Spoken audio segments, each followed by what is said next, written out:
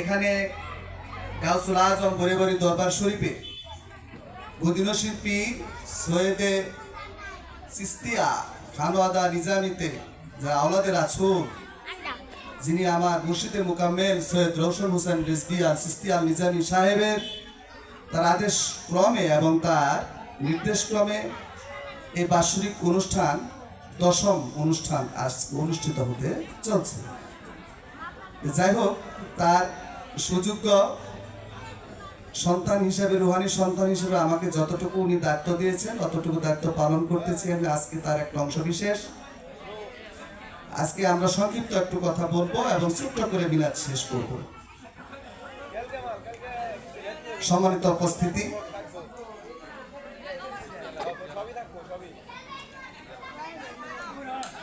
আসসালাতু আসসালামু আলাইকা ইয়া রাসূলুল্লাহ, আসসালাতু আসসালামু আলাইকা ইয়া হাবিবাল্লাহ, আসসালাতু আসসালামু আলাইকা ইয়া শাফিউল মুজনিবিন, আসসালাতু আসসালামু আলাইকা ইয়া রাহমাতুল লিল আলামিন। আম্মা বাদ, আউযু বিল্লাহি মিনাশ শাইতানির রাজিম। বিসমিল্লাহির রহমানির রহিম। আলহামদুলিল্লাহি রাব্বিল আলামিন, আর রহমানির রহিম, মালিক ইয়াউমিদ্দিন, ইয়াকা না'বুদু ওয়া ইয়াকা নাস্তাঈন, ইহদিনাস সিরাতাল মুস্তাকিম, সিরাতাল লাযিনা আন'আমতা আলাইহিম, গায়রিল মাগদুবি আলাইহিম ওয়ালাদ-দাল্লিন। লা ইলাহা ইল্লাল্লাহু, আল্লাহু আকবার, আল্লাহু আকবার, ওয়ালিল্লাহিল হামদ। বিসমিল্লাহির রহমানির রহিম। قل هو الله أحد الله الصمد لم يلد ولم يولد ولم يكن له كفوا أحد لا إله إلا الله الله أكبر الله أكبر ولله الحمد بسم الله الرحمن الرحيم قل الله مالك الملك تؤتي الملك من تشاء وتنزع الملك ممن تشاء তুজু মান তাশাও তুজুলু মান তাশাও বিয়াদিকাল খায়রু ইন্নাকা আলা কুল্লি শাইইন কাদির তুরজুল লাইলা ফিন নাহারি তুরজুল নাহারি ফিল লাইলি তুখরুজুল হায়া মিনাল মাউতি তুখরুজুল মাউতি মিনাল হায়া তারাজাকু মান তাশাও বিগাইরি হিসাব। লা ইলাহা ইল্লাল্লাহু মুহাম্মাদুর রাসূলুল্লাহ, লা ইলাহা ইল্লাল্লাহু, আল্লাহু আকবার ওয়া লিল্লাহিল হামদ। বিসমিল্লাহির الرحمن الرحيم كل من عليها فان ويبقى وجه ربك ذو الجلال والإكرام لقد جاءكم رسول أنفسكم عزيز عليه ما عنتم حريص عليكم بالمؤمنين رؤوف رحيم ما كان محمد أبا أحد من رجالكم ولكن رسول الله خاتم النبيين كان الله بكل شيء عليما إن الله ملائكته يصلون على النبي يا أيها الذين آمنوا صلوا عليه وسلموا تسليما اللهم صل على سيدنا مولانا محمد وعلى آله سيدنا مولانا محمد اللهم صل على سيدنا مولانا محمد وعلى آل سيدنا مولانا محمد মায়া মিনার কুলের মাঝে আসিয়াছেন মুহাম্মদ, হাসরের দিন আমরা যেন হতে পারি তার উম্মত। আল্লাহুম্মা সাল্লি আলা সাইয়্যিদিনা মাওলানা মুহাম্মদ ওয়া আলা আলি সাইয়্যিদিনা মাওলানা মুহাম্মদ। আসকান নাচাবি আলাল হাজাবি কুল্লুল আরবি ফি খিদমতিহি, আসকান নাচাবি আলাল হাজাবি কুল্লুল আরাবি ফি খিদমতিহি اللهم صل على سيدنا مولانا محمد وعلى آل سيدنا مولانا محمد নালা শরাফা আল্লাহু আফা আম্মা সালাফা মিন উম্মতিহি নালা শরাফা আল্লাহু আফা আম্মা সালাফা মিন উম্মতিহি اللهم صل على سيدنا مولانا মুহাম্মদ ওয়ালা আলি سيدنا مولانا محمد সম্মানিত উপস্থিতি, যারা দূর দূরান্ত হতে আগত এ দরবারে ভক্তবৃন্দ যারা উপস্থিত হয়েছেন, আত্মীয় স্বজন যারা আছেন, আমাদের এলাকার সমাজের সায় শরিক যারা আছেন, গ্রামবাসী যারা আছেন, দর্শক বৃন্দ, আশেখান জাকিরান যারা যে যেখান থেকে এসেছেন, আমি প্রত্যেককে আন্তরিক মুবারকবাদ জানাচ্ছি এবং তাদেরকে আহলে বাইত পাক পাঞ্জাবের পক্ষ থেকে, আমি পরিবার দরবার শরীফের পক্ষ থেকে, আমার মুর্শিদ চাঁদের পক্ষ থেকে, এই দরবারের পক্ষ থেকে তাদেরকে আমি আবারও আহলে বাইতের পক্ষ থেকে আমি তাদেরকে জানাচ্ছি সশ্রদ্ধ সালাম, আসসালামু আলাইকুম। সম্মানিত উপস্থিতি,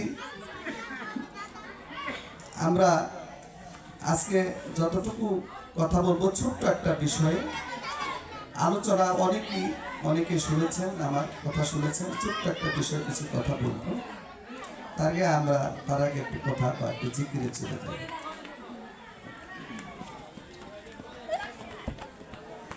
লা ইলাহা ইল্লাল্লাহ, লা ইলাহা ইল্লাল্লাহ, লা ইলাহা ইল্লাল্লাহ, লা ইলাহা illallah লা ইলাহা illallah la ilaha illallah আল্লাহুম্মা সাল্লি আলা সাইয়্যিদিনা মুহাম্মদ, আল্লাহুম্মা সাল্লি আলা সাইয়্যিদিনা মুহাম্মদ, নাবিয়ানা শাফিয়ানা মাওলানা মুহাম্মদ, নাবিয়ানা শাফিয়ানা মাওলানা মুহাম্মদ,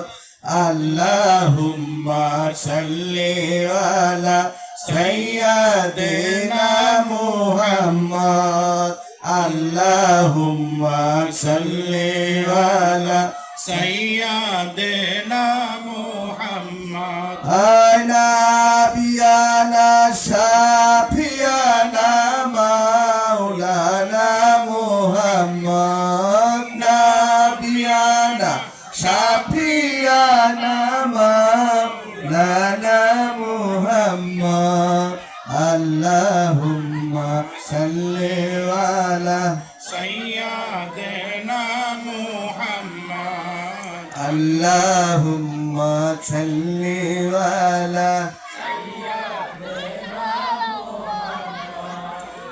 আমরা একটু জিকিরে যেতে চাই। আসলে সালাতের কথা কোরআনে যতবার এসেছে, এ কথা অনেকেই হয়তো জানেন, অনেকেই জানেন না, তার চেয়ে অনেক অনেক বেশি এসেছেন জিকিরের কথা। কোরআনের মধ্যে এসেছেন, অনেক বেশি এসেছেন। জিকিরটা আসলে এটা অনেকেই করেন, অনেকেই করেন না। একটা সয়লতিকার জিকির আছে, নফি ইসবাদের জিকির আছে, অনেক জিকিরই আমাদের মধ্যে আছে, অনেক তরিকতের মধ্যে অনেকভাবে করে থাকেন। তো আমরা ছোট্ট একটু জিকির করতে চাই, লা ইলাহা ইল্লাল্লাহ জিকিরটা। আপনারা এখান থেকে, নাভের থেকে এখানে কাঠ পর্যন্ত টান দিবেন, লা ইলাহা ইল্লা আল্লাহ। আপনার লা ইলাহা এটা যদি না বলেন, আর না হলো লা এ পর্যন্ত টান দিয়ে লা ইলাহা ইল্লা আল্লাহ, এভাবে আপনারা বলতে পারেন। যেভাবে সম্ভব একটু জিকির আপনারা যদি করেন আমার মনে হয় কলটা একটু পরিষ্কার হয়ে যেতে পারে। লা ইলাহা ইল্লাল্লাহ লা ইলাহা ইল্লাল্লাহ লা ইলাহা ইল্লাল্লাহ লা ইলাহা ইল্লাল্লাহ লা ইলাহা ইল্লাল্লাহ লা ইলাহা ইল্লাল্লাহ লা ইলাহা ইল্লাল্লাহ লা ইলাহা ইল্লাল্লাহ লা ইলাহা ইল্লাল্লাহ লা ইলাহা ইল্লাল্লাহ লা ইলাহা ইল্লাল্লাহ লা ইলাহা ইল্লাল্লাহ লা ইলাহা ইল্লাল্লাহ লা ইলাহা ইল্লাল্লাহ লা ইলাহা ইল্লাল্লাহ লা ইলাহা ইল্লাল্লাহ। সম্মানিত উপস্থিতি, আশিকের আছে, আমরা একটু কথা বলবো পবিত্রতা নিয়ে। আমরা তো মানুষ নাকি? মানুষ, আমরা জন্ম নিয়েছি। আল্লাহ কেন আমাদেরকে পৃথিবীতে সৃষ্টি করেছেন, তার প্রয়োজনীয়তা কেন ছিল, সে অনেক কথা, আমি সেখানে যাব না, সংক্ষিপ্ত আকারে কিছু কথা বলবো।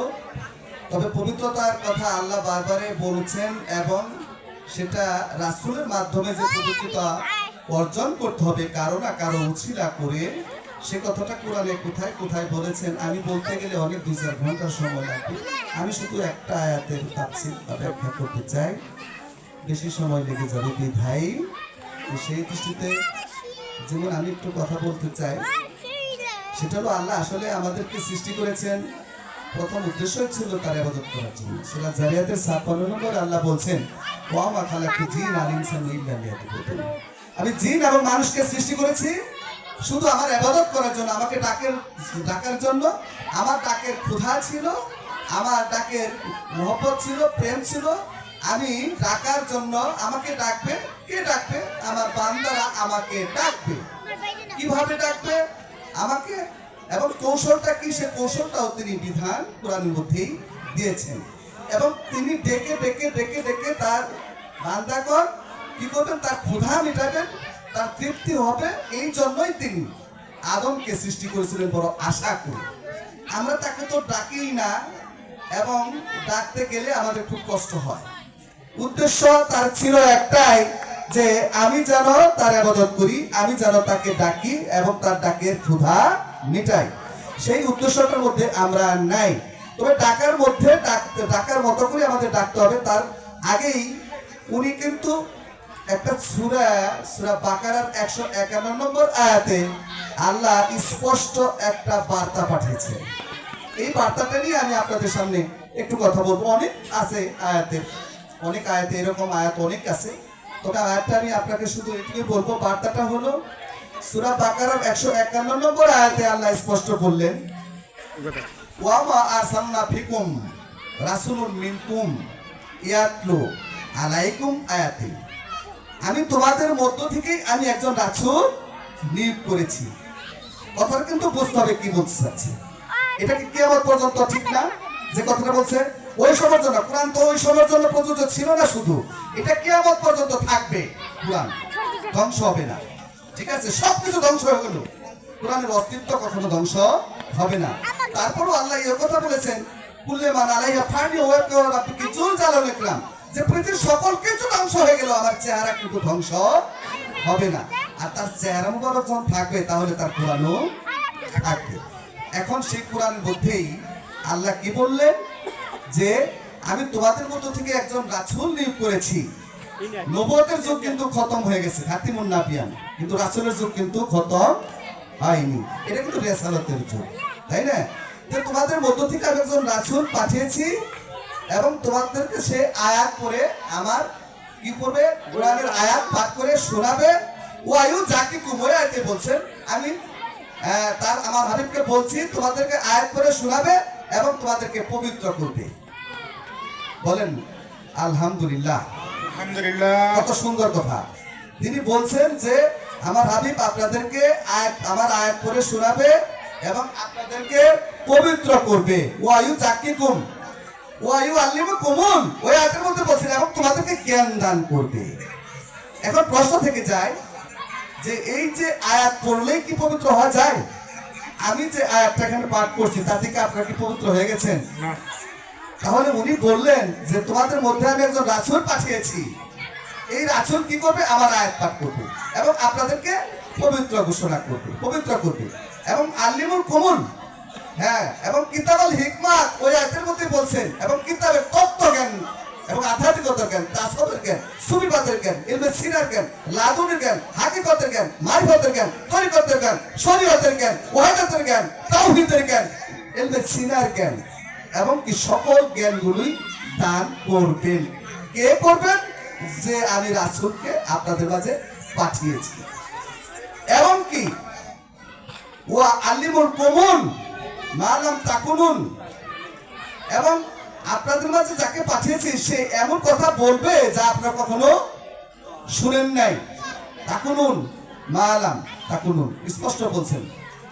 এখন সেখানে বোঝা গেল যে আল্লাহ রাসূলকে পাঠিয়েছেন, বললেন যে আমি আমার রাসূলকে পাঠিয়েছি আপনাদের মধ্যে, সে আপনাদেরকে আমার আয়াত করে শোনাবেন, আপনাদেরকে পবিত্র করবেন, আপনাদেরকে জ্ঞান দান করবেন, আপনাদেরকে তত্ত্বজ্ঞান দিবেন, আপনাদেরকে এমন জ্ঞান দিবেন যা আপনার জীবনে কখনো শুনেন নাই। এখন প্রশ্ন হলো যে আয়াত পাঠ করলে কি পবিত্র হওয়া যায়? না। আয়াত পাঠ করে শোনালে কি পবিত্র হওয়া যায়? তাহলে এখানে কিছু মারিফত, কিছু ভেদ, কিছু রহস্য রয়ে গেছে, কিছু বিষয়টা রয়ে গেছে। কারণ নবী করিম সাল্লাল্লাহু আলাইহি ওয়াসাল্লাম যাদেরকে পবিত্র করতেন, সূরা ফাত্তার 10 আয়াতে আসছে, সূরা ফাত্তার 18 নম্বর আয়াতে আসছে, সূরা বাকারা 132 নম্বর আয়াতে আসছে, সূরা আল ইমরান 102 নম্বর আয়াতে আসছে। যেভাবে উনি পবিত্র করেছেন, কিভাবে পবিত্র করেছেন? হাতে হাত দিয়ে উনি তওবা করেছেন এবং কলেমা পাঠ করেছেন, এবং কি উনি তার যে কথাগুলো শর্তগুলো ইসলামের, এ মুসলমান ইসলামের বিধান ঠিক রেখেছিল, সমাজে কল্যাণ নীতি নির্ধারণ কথাগুলো বলে ইহুদি, নাসারা, খ্রিস্টান যারা ছিলেন, বিধর্মী যারা ছিলেন, তাদেরকে উনি কি করতেন? তাদেরকে উনি এই হাতে হাত দিয়ে বায়াত পরিয়ে উনি পবিত্র করেছিলেন এবং মুসলমান বানিয়েছিলেন। বলেন সুবহান। সুবহানাল্লাহ। তাহলে উনি বললেন যে আমার আয়াত পাঠ করবে, আপনারা পবিত্র হয়ে যাবেন, আপনাদেরকে জ্ঞান দান করবেন, এমন জ্ঞান দান করবেন, তত্ত্বজ্ঞান কিন্তু যা জীবনে শুনেন নাই সেটাও দান করবেন, কিন্তু পবিত্র করবেন। এখন প্রশ্ন কিন্তু একটাই, পবিত্র হতে হবে কিভাবে? ওই যে একটা কারণ বললাম, এইভাবে। তো সূরা শামসের 9 নম্বর আয়াতে আল্লাহ বলছেন আফলাহা মান যাক্কাহা, তুমি যদি পবিত্র না হও তাহলে কিন্তু তুমি আমাকে পাবে না। আবার ওই আয়াতে 10 নম্বর আয়াতে বলছেন লাকাত খাবা মান দাসহা, যদি তুমি পবিত্র মোটেই হও না, পরিশুদ্ধ না হও, তাহলে আমার নৈকট্য লাভ করা তোমার পক্ষে মোটেও সম্ভব না। তাহলে পবিত্রতা কিভাবে হতে হবে? আমি সংক্ষিপ্ত আকারে কিছু কথা বলতে চাই। যে পবিত্রতা এভাবেই হতে হবে। আল্লাহ স্পষ্ট কোরআনে সূরা ইসের মধ্যে, সেখানে একটা আয়াতে আল্লাহ স্পষ্ট উনি বলছেন, মায়দার 35-এ আল্লাহ বলছেন ইহাল্লাযীনা আমানু তাকুল্লাহু ওয়াত্তাকিলাহি ওয়াসিলাতু হাজিয়াতু, যদি তুমি আমাকে পেতে চাও, আমার কাছে কিছু লাভ করতে চাও, তাহলে একটা ওসিলা গ্রহণ করো, ওয়াজিয়াদু সংগ্রাম করো, ফিসাবিলিল্লাহ তোমার জীবন দিয়ে, লাহুম তাফলিহুন তবে কিন্তু তুমি সফল হবে। তাহলে দেখা গেল একটা ওসিলা গ্রহণ করতে হবে। ওসিলার মাধ্যমে আমাকে, সেই ওসিলাটা কি করবে? সে ব্যক্তিটা আমাকে তওবা করাবে, আমাকে কলেমা পড়াবে, আমাকে কোরআনের তত্ত্ব জ্ঞান দিবে, ওই যে অজানা কথাগুলো সে আমাকে জানাবে, যে কথার মধ্য দিয়ে আমি কি করব? আমার মাওলাকে লাভ করব। তাহলে কিন্তু পবিত্রতা হওয়ার জন্য একটা মানুষের প্রয়োজন আছে।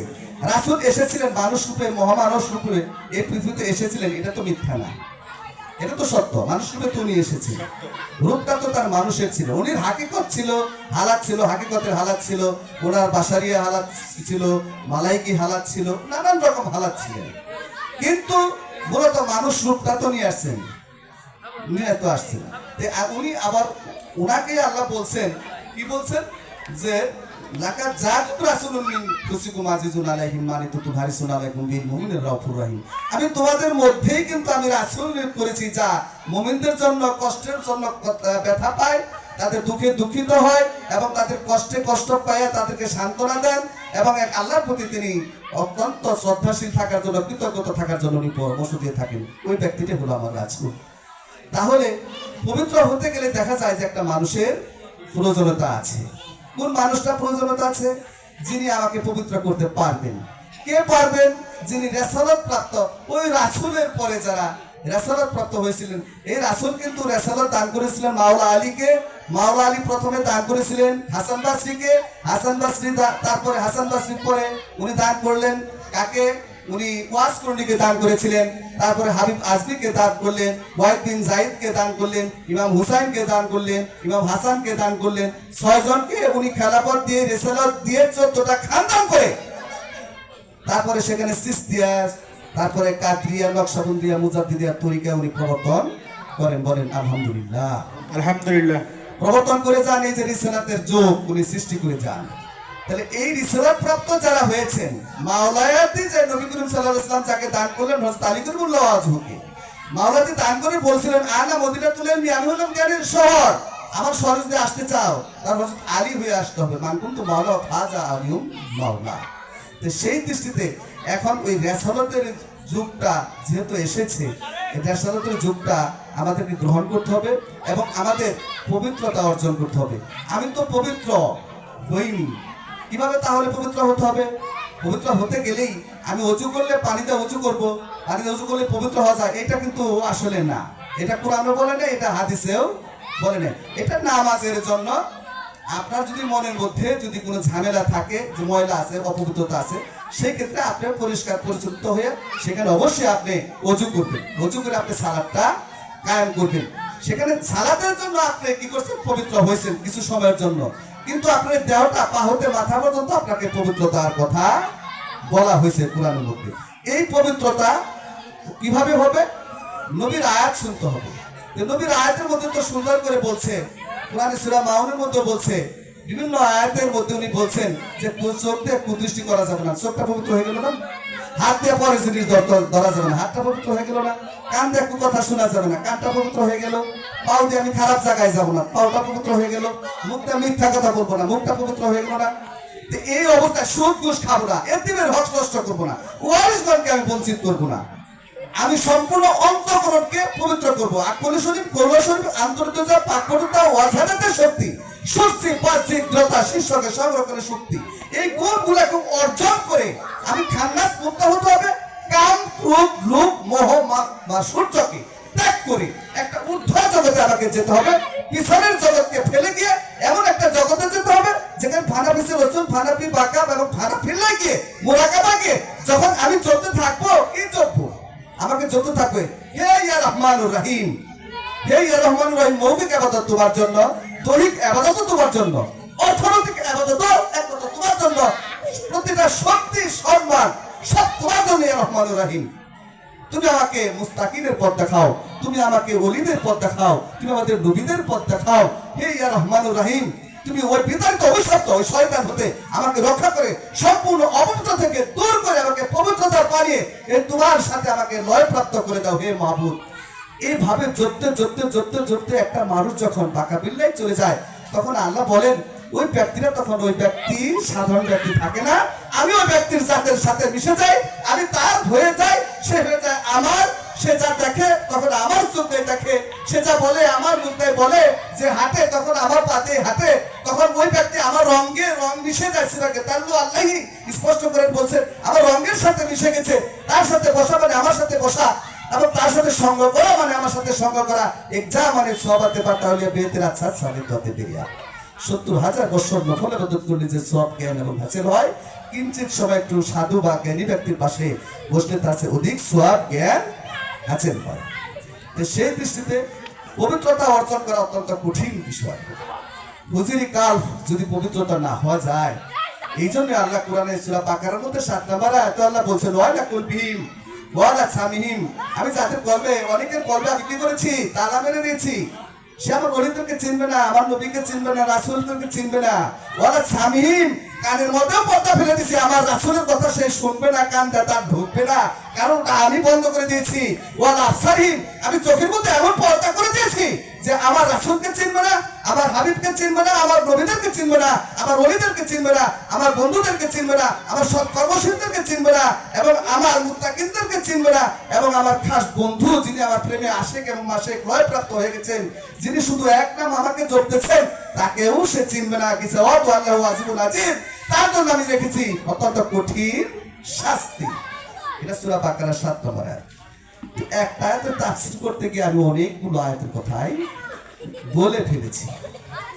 আল্লাহুম্মা সাল্লি আলা سيدنا مولانا محمد وعلى آل سيدنا مولانا محمد আল্লাহুম্মা صل على سيدنا مولانا محمد وعلى آل سيدنا مولانا محمد সম্মানিত আশিকের রাসূল, তবে একটা কথা সবাইকে মনে রাখতে হবে, যেটা সত্য এবং যেটা ইউনিভার্সাল ট্রুথ, সূর্য যেমন পূর্ব দিকে ওঠে, এটা কিন্তু মিথ্যা না, তাই না?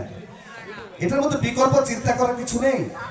তেমনি করেই আল্লাহ কিন্তু আমাদের মধ্যে মুসলমান এবং হিন্দুদের, বৌদ্ধদের, খ্রিস্টানদের পার্থক্য করার জন্য কিন্তু সালাত দিয়েছেন। কে দেন নাই? মুসলমানরা কি সালাত কায়েম করেন না? অবশ্যই সালাত কায়েম করতে হবে, এটা কিন্তু বাস্তবতা। কারণ সূরা বাকারার মধ্যে আল্লাহ স্পষ্ট বলছেন, কি বলছেন? ইন্নাল্লাযিনা আমানুস্তাইন, নিশ্চয় তুমি আমার কাছে কিছু চাও, বিসুবরি ওয়াস সালাতি, ধৈর্যের সহিত তুমি সালাত করো, ধ্যান করো, মেডিটেশন করো তুমি আমাকে, তবেই তুমি আমাকে পাবে ধৈর্যের সহিত। ইন্নাল্লাহা মা'আস সাবিরিন, তারপর রাখতে বলছে অবশ্যই কিন্তু আমি ধৈর্যের সহিত আমি সালাত করো, ওই ধৈর্যের সহিতের সাথে আমি অবস্থান করি। তাহলে এখানে বোঝা গেল যে অবশ্যই সালাত কায়েম করতে হবে। ধ্যান এবং সালাতের মধ্য দিয়ে কিন্তু আল্লাহকে দেখা যায়, লাভ করা যায়। এখানে আত্মাহিত তার প্রমাণ করেছে। আত্মাহিতর যে বাংলাটা, এই বাংলাটার তর্জমা ব্যাখ্যা করলে, ব্যাখ্যা করলে স্পষ্ট কিন্তু বোঝা যায় যে অবশ্যই সালাতের মাধ্যমে আল্লাহর সাথে দেখা সাক্ষাৎ হয়। তবে এটা সকলের সম্ভব না। যারা এই জগতে ঢুকেছেন, যারা আল্লাহকে সবসময় ডাকতে থাকেন, যারা সৎকর্ম করতে থাকেন, এবং যারা ভালো মাজরাহুম ইনদাহু রাব্বিহিম লা খাউফুন আলাইহিম ওয়া লা হুম ইয়াহজানুন, আল্লাহ বলছেন যারা সৎকর্ম করে এবং যারা সব সময় মান আমানু বিল্লাহি, একমাত্র আল্লাহকে বিশ্বাস করে, এবং তার জন্য আমি রেখেছি কি পুরস্কার, এবং তার মৃত্যু নাই, তার কোনো ধ্বংস নাই। সেই ক্ষেত্রে আমি বলবো অবশ্যই সালাতের মধ্য দিয়ে, ধ্যান মেডিটেশনের মধ্য দিয়ে, লাযিনা হুম সালাতিন দায়মুন, 24 ঘন্টা কিন্তু সালাত কায়েম করা যায়, আবার 5 ওয়াক্ত সালাত কায়েম করা যায়। তো আপনি 5 ওয়াক্ত সালাতটাকে আপনি ব্যয়লাভ করে আপনি 24 ঘন্টা সালাতের কথা আপনি বলে আপনি সালাতটাকে আপনি কায়েম করবেন না, এটা কিন্তু হয় না। আপনি যদি 24 ঘন্টা সালাত করেন, কিন্তু আপনার চরিত্রটাও, কথাবার্তাটা, আচরণটাও ওই রকম থাকতে হবে। আমি গুরুর কাছে গেছি, আমি সালাত করতেছি, আমরা 24 ঘন্টা সালাত করি, আমার মসজিদ যাওয়া লাগে না, এই কথা কখনো বলা উচিত না। আর আপনি যদি এত পারেনি, তাহলে আপনি সমাজে কেন, আপনি ওই গাছের তলে যানগা, জঙ্গলে যানগা, আমার পাগলার মতো গর্বনে যানগা, সমস্যা নেই, তাই সালাত করেন, সমস্যা নেই। তো সেই দৃষ্টিতে সালাত কায়েম করতে হবে, নামাজ রোজা হজ যাকাত কলেমা, ইসলামের বিধিবিধান, এগুলো ইসলামের সকল কিছু মানতে হবে, পিতা মাতার খেদমত করতে হবে, এবং কি প্রতিবেশীর সাথে সুন্দর আলোচনা করতে হবে, এবং তাদের সাথে সৎ আচরণ করতে হবে, সকলের সাথে ভালো আলোচনা করে ইসলামের বিধিবিধানগুলো মেনে নবীর যে মিছিল ছিল, হে মুসলমান ইসলামের বিধান ঠিক রেখে চলো সমাজের কল্যাণ। শুধু এইটুকুই বললাম, অনেক কথা আছে, আমার কথা বলে 2-4 ঘন্টা 5 ঘন্টায় ঘুরাইবো না, এটাই অল্প সময়ের মধ্যে আমি শেষ করলাম। এখন একটু কিয়াম করে আমি একটু মোনাজাত করে শেষ দিয়ে দিব। একটু সবাই দাঁড়ায়।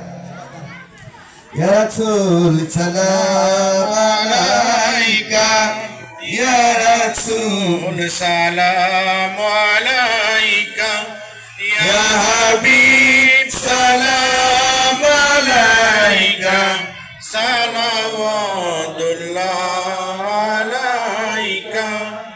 তালা আল বাদরু আলাইনা মিন সানিয়াতিনা ওয়াদাই, আজবা শুকরু আলাইনা مدعي ولله داعي يا نبي سلام عليك يا رسول سلام عليك يا حبيب سلام عليك صلوات الله عليك নবী গো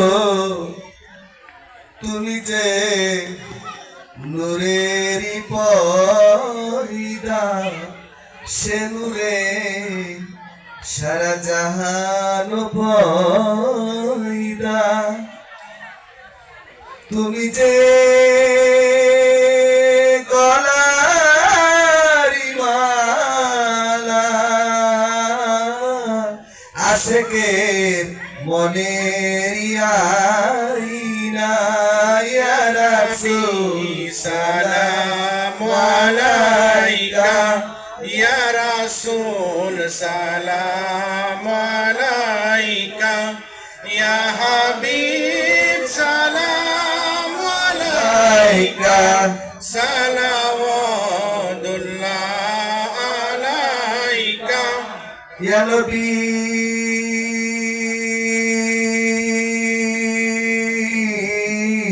سلام عليك يا رسول سلام عليك يا حبيب سلام عليك سلام الله وعليك يا صلي سلام عليك يا رسول سلام عليك يا حبيب سلام عليك صلوات الله عليك أنت نور شمس نور بدور أنت نور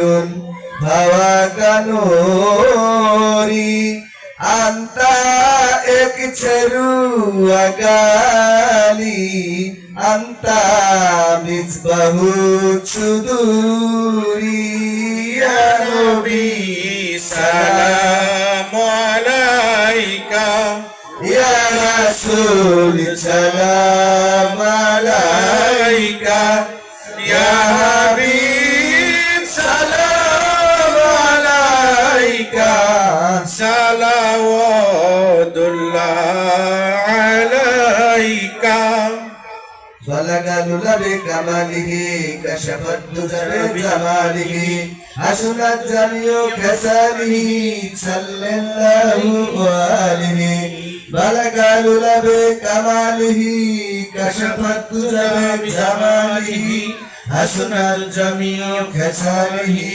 صلى الله عليه